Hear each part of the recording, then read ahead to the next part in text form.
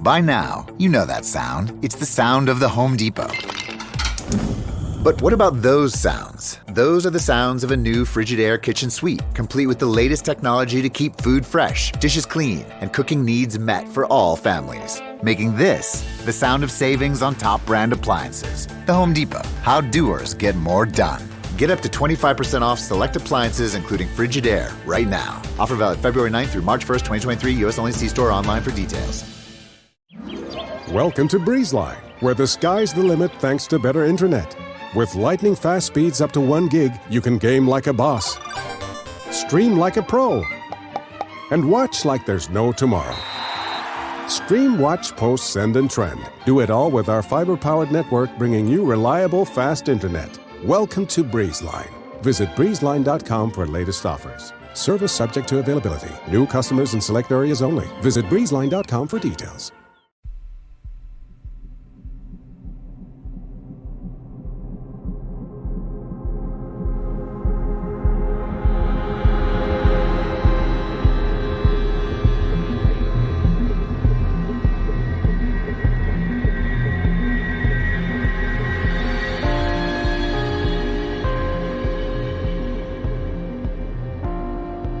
Hello and welcome to 31 Days of Terror, day number 7, and I have 3 spooky stories for you today, and story number 1 comes from Destiny.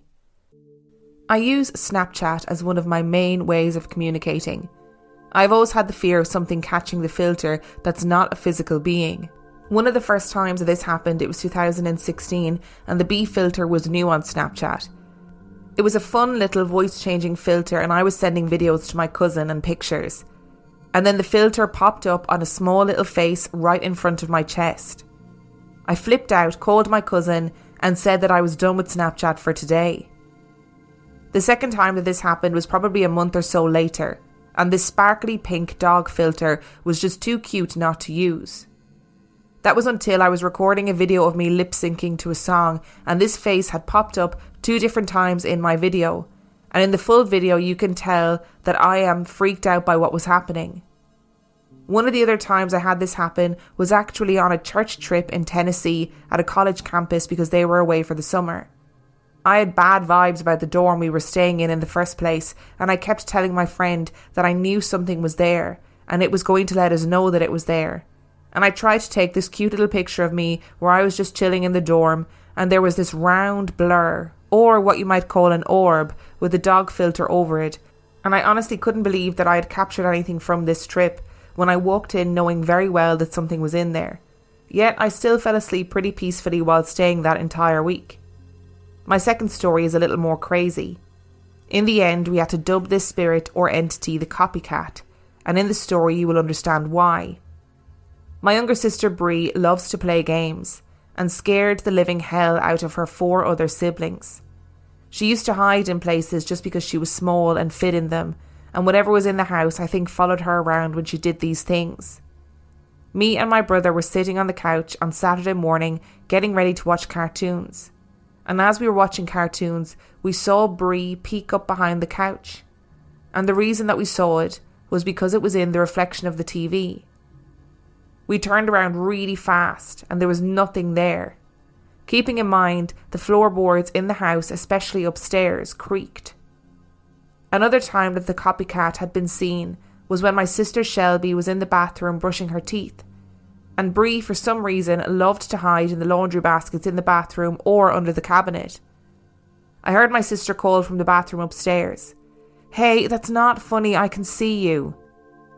And when I asked who she was talking to, she said, "Bree, she's trying to scare me again."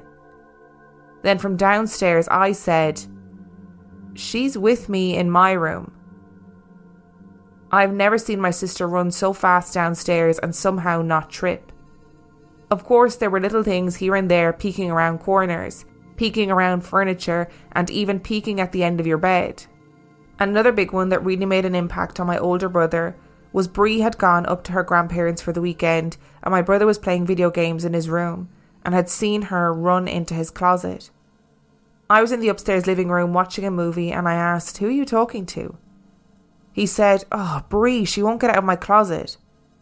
I calmly walked down the stairs and explained to him that Mom had just left with Bree an hour ago. And as calmly as he possibly could, he took off his headset, placed his controller on the TV stand and said, "I guess I'll just come and watch the movie with you." A wise move when you've got a doppelganger running around your house. Firstly, I never trust Snapchat filters. I haven't used Snapchat in years, so I don't know if they're like still the same or they've improved. But I guess it's like technological pareidolia, isn't it? They're designed to pick up faces, so there's certain things in houses or in like even in your clothes or on your person or in the room that you're in that will look like a face to the Snapchat filter. So I never really worry about Snapchat filters. I mean, the second story is indeed a little more crazy and absolutely terrifying.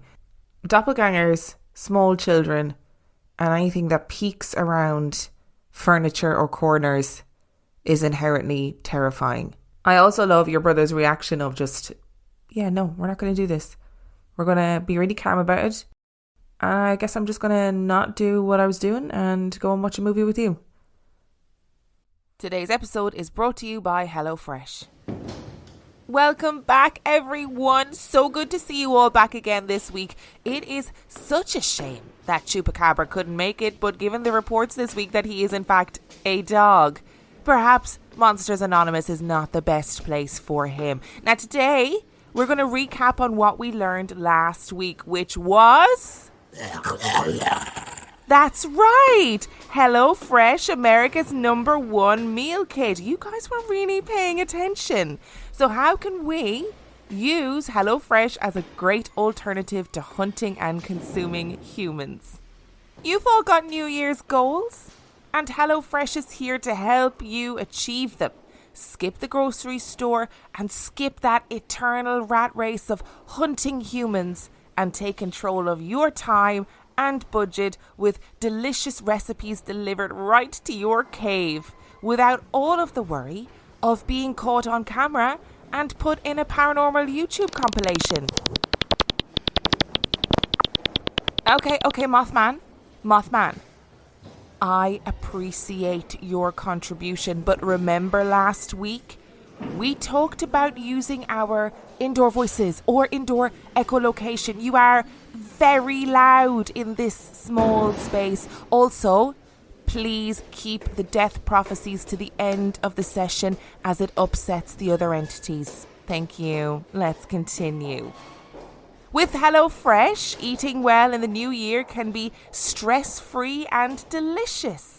With over 35 weekly recipes, they have the options that you're looking for to help you achieve those goals. Choose calorie smart and carb smart recipes, or even customize select meals by swapping proteins or sides, upgrading your proteins, or adding protein that isn't human to a veggie dish.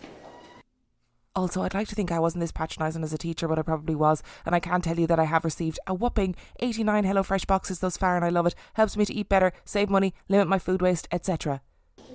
Okay, Bigfoot.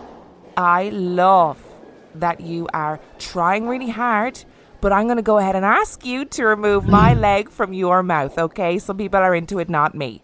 Why don't you use that energy to go to hellofresh.com/reallifeghoststories22 and use code reallifeghoststories22 for 22 free meals plus free shipping. Now everybody say it with me. That's hellofresh.com/reallifeghoststories and use code reallifeghoststories22 for 22 free meals plus free shipping. Welcome to BreezeLine, where the sky's the limit thanks to better internet. With lightning fast speeds up to 1 gig, you can game like a boss, stream like a pro, and watch like there's no tomorrow. Stream, watch, post, send, and trend. Do it all with our fiber-powered network, bringing you reliable, fast internet. Welcome to BreezeLine. Visit breezeline.com for latest offers. Service subject to availability. New customers in select areas only. Visit breezeline.com for details. And story number 2 comes from Gwar. Now, I just need to say that I am very aware this is a Welsh name. I contacted one of my Welsh friends and I was like, please tell me how to say this name. And I know that I'm meant to roll my R in there, but I'm not able to do it. I'm not able to roll my R's. So I'm very sorry if I pronounced your name incorrectly. This is a story about an experience my grandmother had when she was a child growing up in the 1930s. She is now 94 years of age and still remembers it vividly to this day. She grew up in a small seaside village on the Isle of Anglesey in North Wales called Aberfraw, and it's filled with historic tales of Welsh folklore and has connections to the first Prince of Wales, Llewellyn the Great. She recalls going for a walk with her grandfather that summer's day up a country lane, which has the best views of the beach and the sea. They were sat on a hay bale just chatting away, when she noticed in the distance, sat on the wall at the end of the field, was the figure of a small man, no more than 3 foot. She described him from the back as wearing a tall black hat, and he was holding on to a shepherd's crook, which incidentally too was much smaller than they are usually. She looked up to her grandfather and pointed towards this figure and asked, "Do you see that there?" She said her grandfather was silent for a while and stared in the direction she pointed. Being a young and inquisitive child, she said again, "I'm going to cough and try and get his attention." And so she did. Once she had coughed, this small man turned his head towards them. He just stared for a while and slowly and eerily slid off the wall out of their viewpoint. She said they would usually go home in the direction the small man had gone, but that day her grandfather refused and dragged her home through many fields, taking the much longer route home. She thinks now that this was to protect her in some way, as he must have been shaken from the experience. Now you may think that this may have just been a person with dwarfism, and that they thought they had a spooky experience over nothing. But years later, after her grandfather had passed, my grandmother's aunt brought this experience up with her, and told her that he told her aunt that he had recognised the small man's face. He was a local man who had died a few years earlier, and he lived but an earshot away from where this chance encounter took place on a farm. And no, he was not 3 foot tall when he was once alive. My grandmother's grandfather was a carpenter, and in those days made all the coffins for the village people who passed away during those times. They managed the whole funeral. I say this because she recalls that he had seen and heard many eerie things during his lifetime, but not once had she sensed fear in him like she did that day. To add to the tale, we are now in 2022, and another lady from the village who had never before been told this tale has seen the same small man only a few years ago, meaning that he is still around that lane. I'm not sure if this story will make the cut, but it sends shivers up my spine every time she tells it to me, and I'm always a little nervous when I walk down that lane in case I too encounter what she saw all those years ago. I really strongly believe that if there had been somebody living in the local area at the time who had dwarfism, then the local people would know about it. Like, people would talk about it. Anybody who was born outside of the parameters of what was considered normal would have been a token point in the community, or they very sadly would have been hidden away. And listening to this, you'd think, oh, was it some sort of fairy creature? But then why did it have the face of a dead man? That's the really disturbing bit about this. I mean, it's both the fact that it was some sort of I don't know, is it a fairy creature? I don't even know what I can refer to it as, because it had the face of a dead man. I just don't really know what to make of it. And then the fact that woman in 2022 has seen the same man. Is it some sort of fairy with the ability to change its face in order to really freak out whoever sees him? Because if that's the case, we're on a whole new level of what the fuck around here. And story number 3 comes from Brooke. My ghost stories are many, mostly because I leave myself a little too open, I guess you could say. Also because I have got to stop buying things at estate sales. But here's the funniest one I've got, and I thought you'd have a good time reading it. My mom's best friend's parents, Ronnie and Sharon, known lovingly as Nana and Pop, God rest their souls, built a log cabin on Lake Greeson in Daisy, Arkansas. Now, Nana and Pop were big into estate sales as well. They loved going up to the Amish country and buying beautiful handmade items. However, their drawing table had come from an older woman's house locally. She was, for lack of a better word, an utter bitch.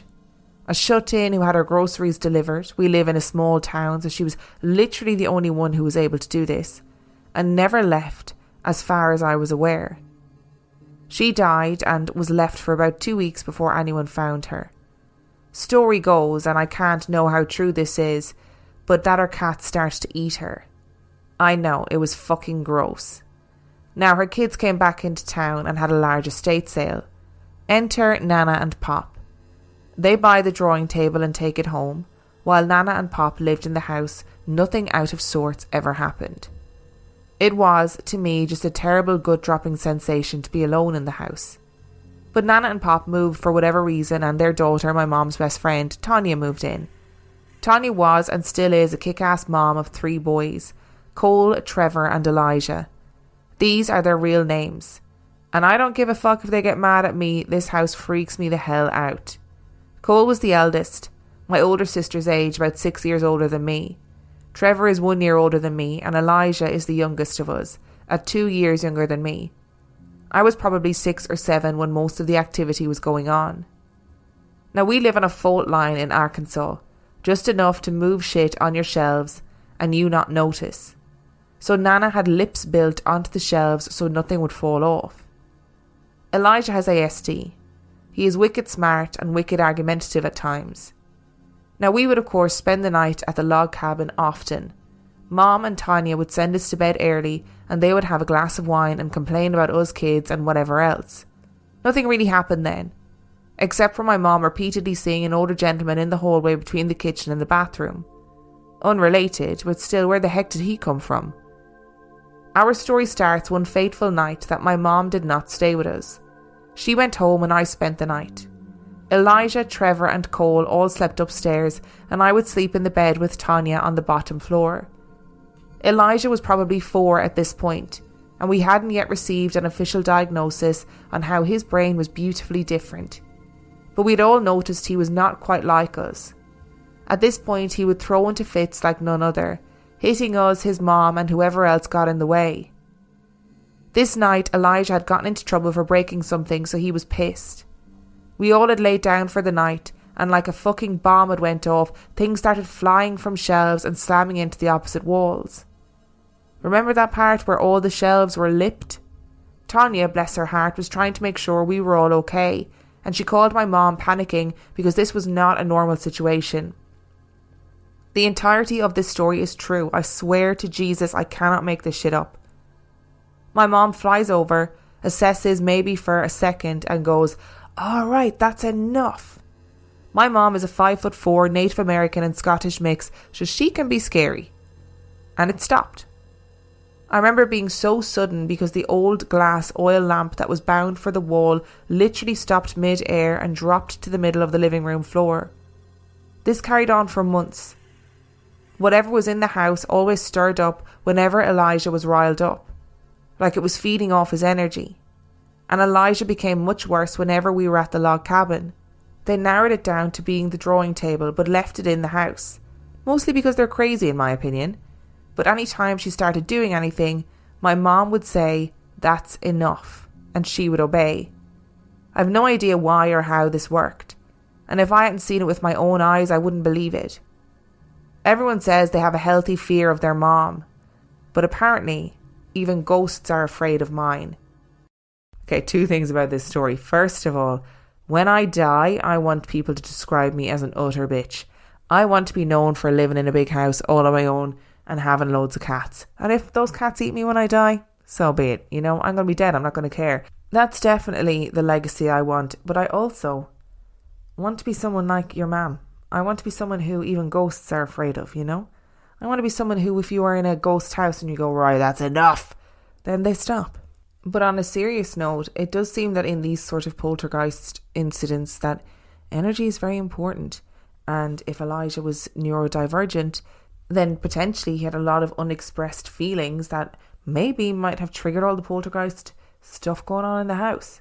If he's having these big outbursts of rage and kind of not feeling understood, then maybe it was fueling whatever it was that was flinging shit around the house, good-o. Thank you so much for listening to today's episode. Thank you to Destiny, Gwar and Brooke for sending in your stories. Remember, if you want to send in your story, you can do so by emailing it to reallifeghoststoriespodcast@gmail.com. You can also check out the website reallifeghoststoriespodcast.com.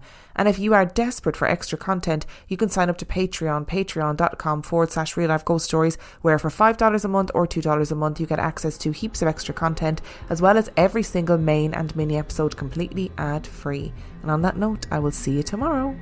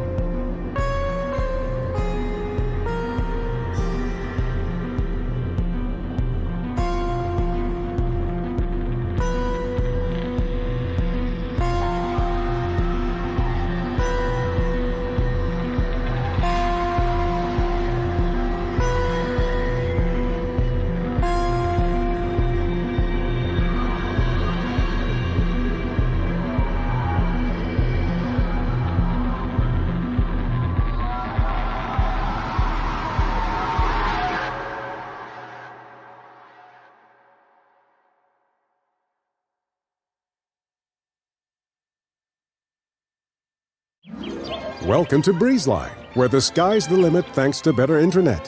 With lightning fast speeds up to 1 gig, you can game like a boss, stream like a pro, and watch like there's no tomorrow. Stream, watch, post, send, and trend. Do it all with our fiber-powered network, bringing you reliable, fast internet. Welcome to BreezeLine. Visit breezeline.com for latest offers. Service subject to availability. New customers in select areas only. Visit breezeline.com for details.